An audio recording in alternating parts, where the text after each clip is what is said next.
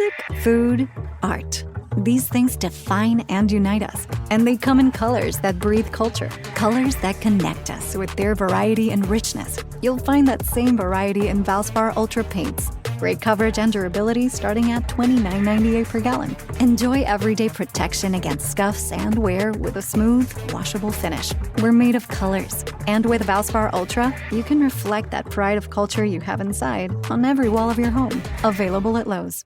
If you work in university maintenance, Grainger considers you an MVP because your playbook ensures your arena is always ready for tip-off. And Grainger is your trusted partner, offering the products you need all in one place, from HVAC and plumbing supplies to lighting and more. And all delivered with plenty of time left on the clock, so your team always gets the win. Call 1-800-GRAINGER, visit Grainger.com, or just stop by. Grainger, for the ones who get it done. Ladies and gentlemen, thank you for listening. Thank you for downloading. And thank you for subscribing to the latest edition of the 12 Kyle podcast. I am your boy, 12 Kyle. Man, check this out. On this episode, what I want to talk about is we're going back. We're going back to November 14th, 2003. On that day, Jay-Z released his highly anticipated album, The Black Album. Wow, it's hard to believe that this album is actually turning 20 years old. I remember it coming out like I remember it was yesterday. And it doesn't seem like it's actually 20 years old, but I mean, this was supposed to be Jay-Z's swan song. This is supposed to be it. This was going to be his final album as an artist. And 20 years later, Jay-Z's still recording and making music. Now, he hadn't made an album. Well, let me rephrase that. He hadn't made a good album in a while. Well, that's another story for another day. 20 years. Wow. The Black Album. Again, like I said, this was supposed to be his swan song. It's supposed to be the last one, the last hurrah. And Jay-Z surprised everybody with an incredible album. Before I get to talking about the review, let's just go back. Jay-Z was going through a lot at the time. He was, riding high. I don't think he married yet? I don't think he was married yet, but he was, I want to say he and Beyonce were dating. I don't know. Maybe one of you Hovengers could look that up and tell me if he was married.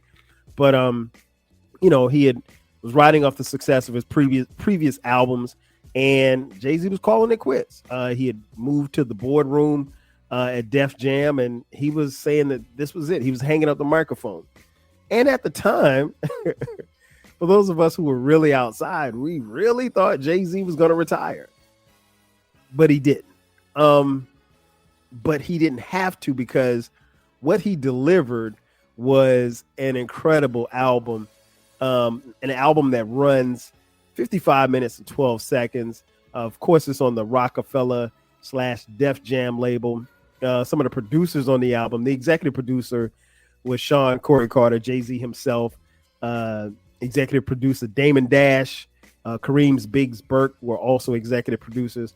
Some of the musical producers on the album, JH, who is it? No, 3H. I thought his name was JH, but it's 3H.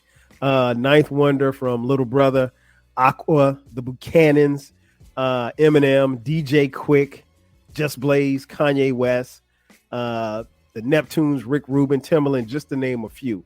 And this album was following on the heels of the Blueprint album, then the Blueprint 2.1, and then obviously the Black Album. Now, Jay-Z did release some singles. The first single that dropped was Change Clothes, November 4th. It was released 2003. Then Dirt Off Your Shoulders was released March 2nd, 2004. And then 99 Problems, the ever popular 99 Problems, was released April 27th, 2004. My memories of this album were just that. Like, I just remember there was a big rush from everybody to get to the store to get this album, because the album came out in the time where you had to get albums. You had to get it before it came. I mean, like the day that it came out. If you didn't get it the day that it came out, you might have been short. But this was Jay-Z. And again, this was his swan song, or at least we thought it was going to be a swan song. But I think one of the things that always stood out to me was that if this was the way that Jay-Z described it, he said this was going to be his album that was going to be his Michael Jordan game-winning shot in the NBA Finals against the Utah Jazz, where he tapped Byron Russell and he raised up and shot the jumper for the Bulls to win their sixth, and Michael Jordan winning his sixth ring. And that's the way that he set this album up. The way that he rolled out the album and the way that he described the album was that this was going to be the last one. He wasn't going to do anything else. He was going to retire and hang up the microphone. So the way that he described the album prior to it coming out was that it was going to be a situation where the album and the songs would reflect his early stage of his career through the final stage of his career. And that now these are his words. And so the songs should reflect that, or at least that's what we thought, because that's what we were told. But the buzz around this album was huge because, again, at this point in time, Jay-Z's arguably the biggest act in hip hop. He's one of the biggest musical acts, period. And, folks we were anticipating to see what Hov was going to come with next. And so you have this anticipation. I just remember feeling like, I hope this doesn't disappoint me, because normally when, and keep this in mind, folks, at the time that Jay-Z said he was going to retire, I think maybe Too Short might have been the only other MC that said that they were going to retire. Most of the time, when people say they're going to retire, they're going to retire. So we literally were hanging on the words that this was going to be his last album. And again, I say, some 20 years later, he's still recording and making music. But so the album had, definitely received critical acclaim. When I tell you everybody rushed out to get the album, everybody got that album. I mean, it was crazy. The album sold 463 hard copies during its first week. And when I say hard copies, I mean like folks actually went to the record store and bought the album. Like, it wasn't like downloads or streams. This was in an era where you had to leave your house to get the album, right? And so you had that backdrop.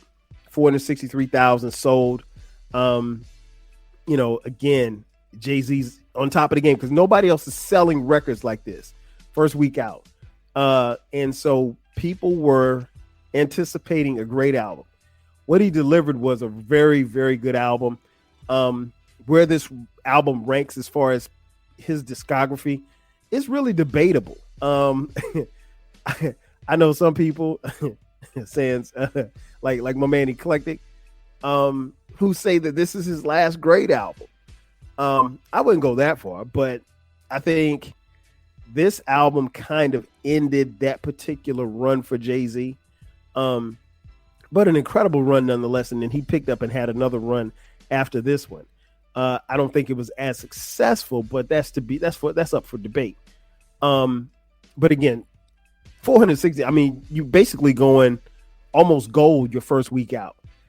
This album, I think eventually sold what? I think it went triple platinum over time. And, it's one of Jay-Z's better albums. And here's the funny thing. There are no guest featured rappers on this album. I mean, you have Pharrell Williams singing on the hook, but there's no Memphis Bleak. There's no Beanie Siegel. There's no, Ice Cube. There's nobody on this album but Jay-Z. And he wanted to, and he succeeded in getting some A-list producers on the album. I mentioned a few. And I'll talk about it as we break down the songs, as we go through the actual songs on the album. But Jay-Z, I think with this album, he hit it out the park. I really do. I think Jay-Z was at a place where he really to use a Michael Jordan reference, Jay-Z really wanted to separate himself from everybody else. And he wanted to put himself in a position where if you were debating MCs, that he would leave no doubt as to where he fit in the landscape of MCs. And so I think, having said that, I think this album definitely helped in the Jay-Z debates as far as how good or how great he was or what have you. I think what's interesting about Jay-Z is that Jay-Z always, to me, and I say this as a fan, Jay-Z always struck me as a guy who, an artist. Like I think he enjoys recording.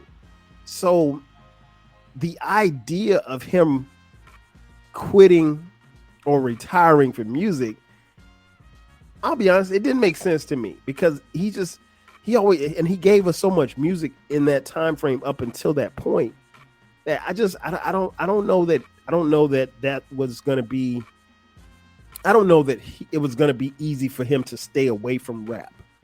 I'll put it like that.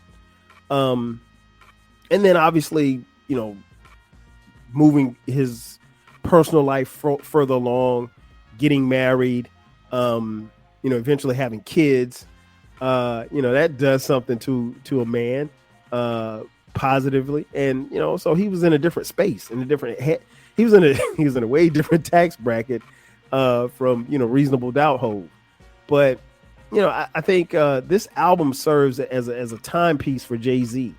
And I love to hear Jay-Z fans, or just rap fans in general, where they place this album. And I think when you speak to Jay-Z fans, their fandom, if you ask them where they rank this album, their fandom will tell you a lot about where they rank this album.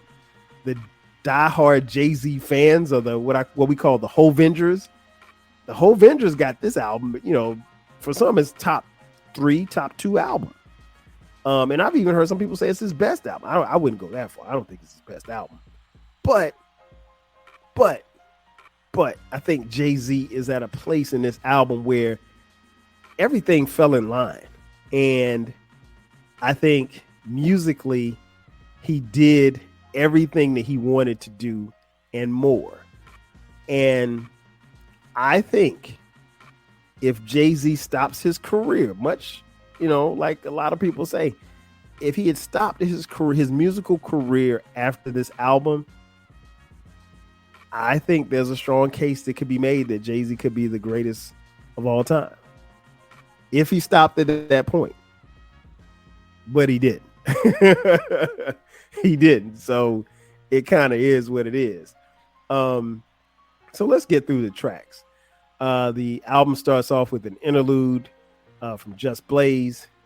That's track 1. Then track 2, December 4th, which is Jay-Z's birthday. Also produced by Just Blaze.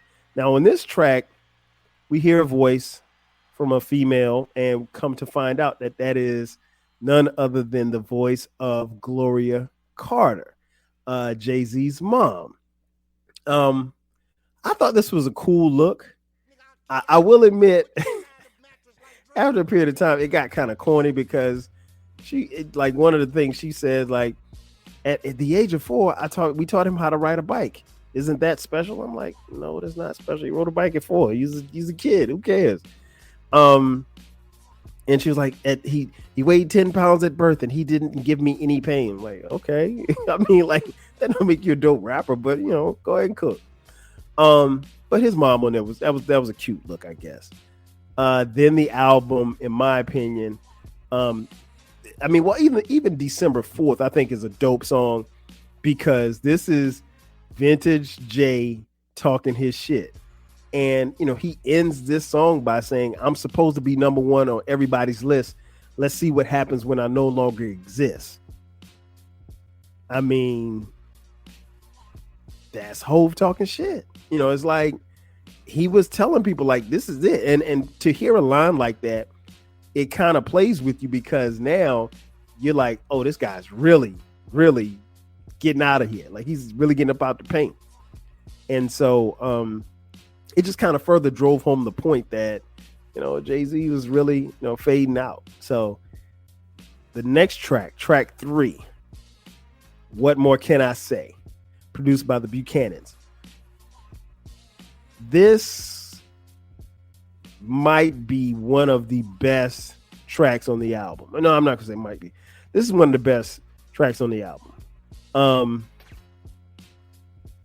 And so wait a minute. I'm sorry. I'm one track ahead. December 4th isn't the track where he made that song, that made that verse. The What More Can I Say is the song that he did that particular verse about. I'm supposed to be number one on everybody's list. My bad. But nonetheless, Buchanan's kill this beat. It's one of my favorite songs on the album. And again, Jay-Z ends it perfectly. And I don't think I'd even heard of the Buchanans prior to this particular song, but they crushed it all the way through. And I mean, his rapping, Jay-Z's on his rapidy raps at this point. Track 4, The Banger, Encore, produced by Kanye West.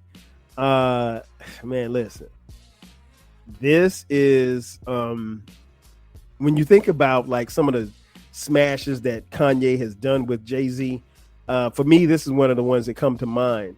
And I remember watching the documentary Fade to Black, and it was showing Kanye and Jay-Z in the studio. And Jay-Z was like, Kanye was telling him, like, this is what it's going to sound like in a huge arena. And they're going to be chatting your name, Hova, Hova. And I mean, like, he adds that into the beat. And y'all know, man, I don't rock with Kanye like that no more, but I got to give him his props, man. He crushed this beat, and Jay-Z is rapping as if he's leaving the game, and it's a perfect marriage. I'll say that much. Both he and Kanye absolutely are out of here on that track. Then track 5, Change Clothes. Okay. This is where it gets interesting for me, because no matter how dope Change Clothes is, this song does not belong on this album. Let me repeat that. No matter how dope this song is, it does not fit into the theme of what Jay-Z was talking about as far as leaving the game. This song has nothing to do with leaving the game.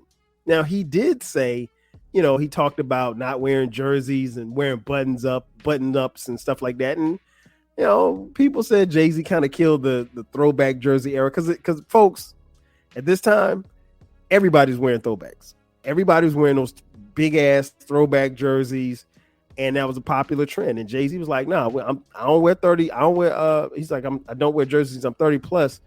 You make crisp pair of jeans button-ups. And so dudes quietly got rid of their jerseys, and they moved to button-ups. And so we was in the club in button-ups. I will say this much. I did have a lot of button-ups. But for those of you who weren't outside or weren't around in 2003, button-ups, button-up shirt. It's a collar shirt, but it's a fly shirt and it's button-up. So yeah, Change Clothes, man, it's a dope song, but it has no business on this album. I just don't think it fits. I don't think it fits. Then we get to track 6. The album takes off even higher from this point. Track 6, Dirt Off Your Shoulder, produced by Timbaland. I remember again watching Fade to Black documentary, and they showed the actual studio session where Timbaland is in with Jay-Z, and he plays one of the beats. The first beat he played for Jay-Z, I think, was the beat that ended up going to Ludacris. I can't remember the name of that song. But he plays Dirt Off Your Shoulders. And Jay-Z's just like bobbing, like he can't believe what he's hearing. And so this song, I think, is one of Jay-Z's. I mean, obviously, it's probably the most popular song on the album. But Dirt Off Your Shoulders is a banger. It's a smoker. And I mean, like, what can I say? It's vintage Jay-Z. Then we get to track 7, Threat, produced by Ninth Wonder. This one surprised the hell out of me. One, because Ninth Wonder at the time was a member of one of my favorite rap groups, still one of my favorite rap groups of all time, Little Brother. For a beat maker like Ninth Wonder to get on a Jay-Z album was for us phenomenal, because like for me, I'm like, yo, how does Jay-Z even know who Ninth Wonder is? Like, because you know, if you're a backpack rapper fan, like you don't think that the stars are going to align for a backpack rapper or a backpack producer to end up on a groundbreaking album or a final, you know, solo album from Jay-Z. But Ninth Wonder gets on the beat, and I mean he crushes it. You get a interlude. I mean, sorry, not a voiceover from Cedric the Entertainer, which is funny. Dope song. Then track 8, another banger, Moment of Clarity, produced by Marshall Mathers, aka Eminem. And Eminem is not even on this song, but he produced a really, really dope track. I think this is Jay-Z in his reflective mode. I think he's really at a point where he's describing what he's going through, and you can take something from what he's giving you as he is quote unquote on his way out the door. Track 9, 99 Problems, produced by the legendary Rick Rubin. Listen, 99 Problems obviously is a play on from the interpolation from Ice-T, 99 Problems. But when you add all of the stuff that Rick added in, like it sounds like an old school Run DMC. It sounds like an old school Run DMC song. Love this joint, man. Love this joint. I remember when the video came out for 99 Problems, and BET didn't want to play the video. It was the BET. It was either BET or MTV. They didn't want to play the video because in the video it shows Jay-Z getting shot, and I was just like, really? I mean, but I think that's part of PR. But dope song. Probably one of the most popular songs on the album. Then I think the album takes it to a whole nother level when track 10 comes on.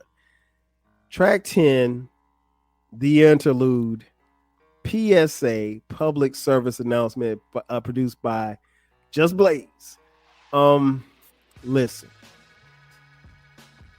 if you want to put a club in a frenzy, I don't care where you're at in America, if you play this song, it will send everybody into a frenzy. All they have to do is hear, allow me to reintroduce myself. My name is Hov.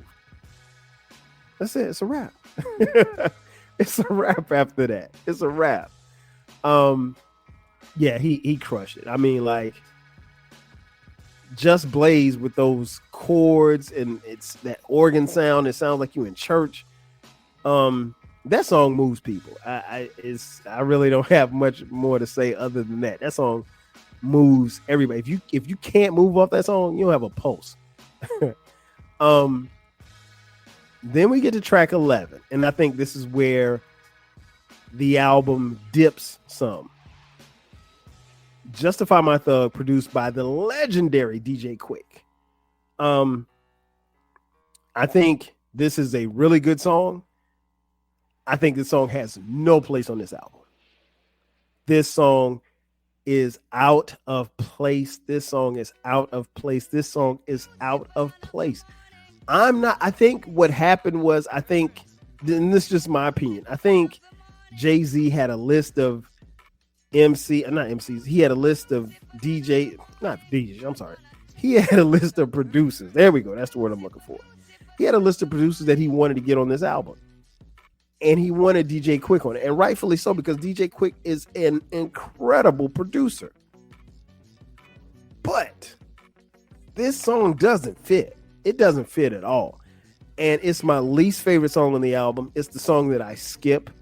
And when people tell me, well, the Black Album has no skips. Oh, yes, it does. I'm skipping Justify My Thug every time. Every time. And I mean, like, the whole Madonna thing, I mean, playing on that song, Justify My Love, it's just, it ain't that ain't it. It's not it. I mean, like, I'll put it like this. When you get a chance, think about it, and you could tell me, respond to me if you like. Tell me what album you could put of Jay-Z's discography. What album could you put Justify My Thug on? Because I can't think of one, honestly. And it's not that it's a bad song. It just doesn't fit. It doesn't fit the theme of I'm leaving the game. It doesn't fit the theme of I'm cool ass Jay-Z. It doesn't fit any themes whatsoever. I think I'm not going to say it was a throw-in because this was his final album, so I kind of refuse to believe that there was a throw-in on his final album. But come on, dog. Justify My Thug? Nah, this shouldn't have made this album. Sorry, not sorry. Track 12, Lucifer. Another Kanye West joint. Love this joint. This one really grew on me because I think the first time I heard it, I was like, man, what the hell is he talking about? But I like this one. I like this one a lot. I think Lucifer picks the album back up after Justify My Thug almost crashes the plane, in my opinion. Then track 13, Allure, produced by the Neptunes. Love this joint. Again, Jay-Z's telling you like how it is, and he's kind of painting this picture as he's this mobster trying to get out of the game, and in essence he's this rapper trying to get out of the game. And I love this joint. This is one of the better tracks on the album, I think, and one of the more popular ones as well.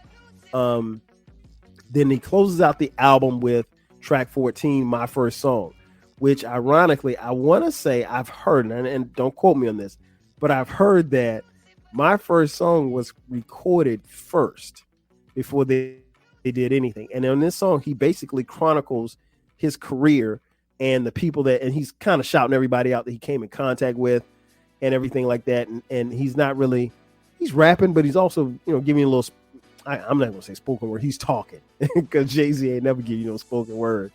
And it's, the song is 4 minutes and 45 seconds. So it's not a long song by any stretch of the imagination, but it's not even the longest song. It feels like a longer song, but it's a really good way to close out the album. And that's it. Like I said, the Black Album, 55 minutes, 12 seconds. It's looking back on it. I think Jay-Z accomplished a lot. I think he accomplished what he set out to do, and that was to create something, a timepiece, a capsule, if you will, to where people would be talking about this album as his career faded away. And Jay-Z stepped away from the game for what, 2 or 3 years? Was it 2? I can't remember if it was 2 or 3 years. And so like he literally made us think like this was the last one. And he went on a tour and everything. And so, people didn't have any reason to believe that he wasn't coming back. But he won awards and stuff like that, Grammys and stuff like that for this album. It was critically acclaimed. It was commercially successful, which is always good. And it was a vintage Jay-Z album. I will say this much. Again, I think if he ends his career on this album, he's looked at differently. And that's not a bad thing. I think that's a great thing. I think that kind of puts him in a stratosphere of immortality. Whoever you think the GOAT is, I think if Jay-Z stops at this album right here, he's mentioned. And I mean, Jay-Z's always mentioned within the GOATs, and that GOAT conversation is a loaded conversation. We're not going to get into it on this episode, but you can make a case. You can make a strong case with Jay-Z being at the top of the GOAT list, if you will. But all in all, man, it's a phenomenal album. If you haven't heard it in a while, go back and give it a spin. It's worth your time. I think Jay-Z really, this was the end of the first chapter of his run, and I think this was a great bookend to that chapter.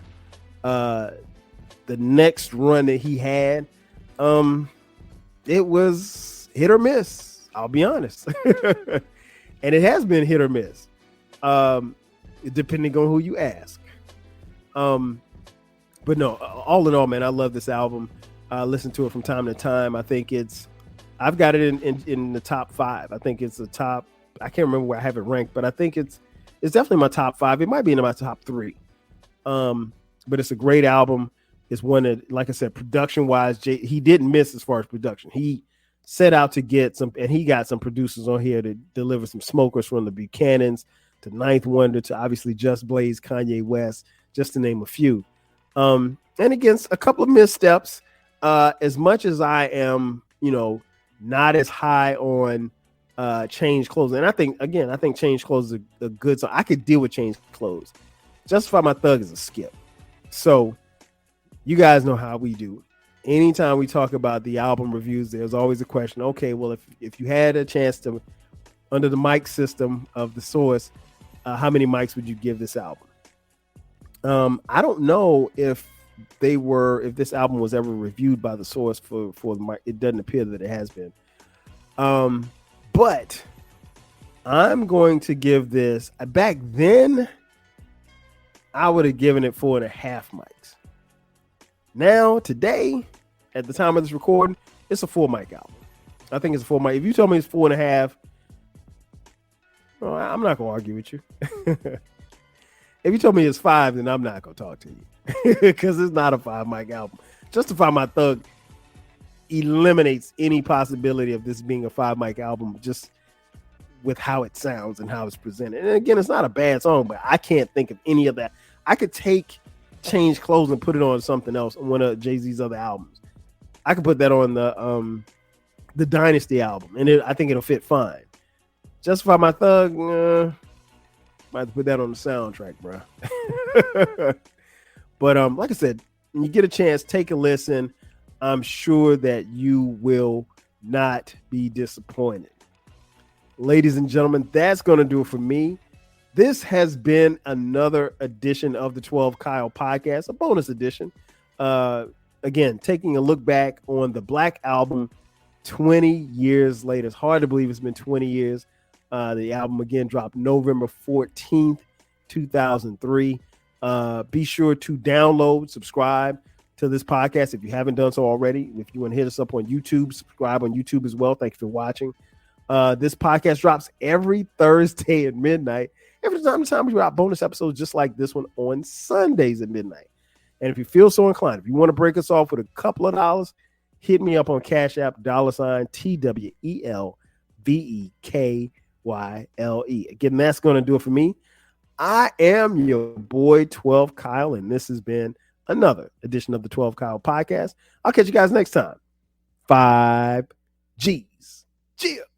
When you manage procurement for multiple facilities, every order matters. But when it's for a hospital system, they matter even more. Grainger gets it and knows there's no time for managing multiple suppliers and no room for shipping delays. That's why Grainger offers millions of products in fast, dependable delivery, so you can keep your facility stocked, safe, and running smoothly. Call 1-800-GRAINGER, click Grainger.com, or just stop by.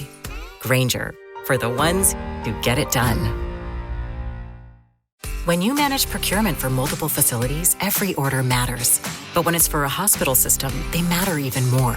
Grainger gets it and knows there's no time for managing multiple suppliers and no room for shipping delays. That's why Grainger offers millions of products in fast, dependable delivery, so you can keep your facility stocked, safe, and running smoothly. Call 1-800-GRAINGER, click Grainger.com, or just stop by. Grainger, for the ones who get it done.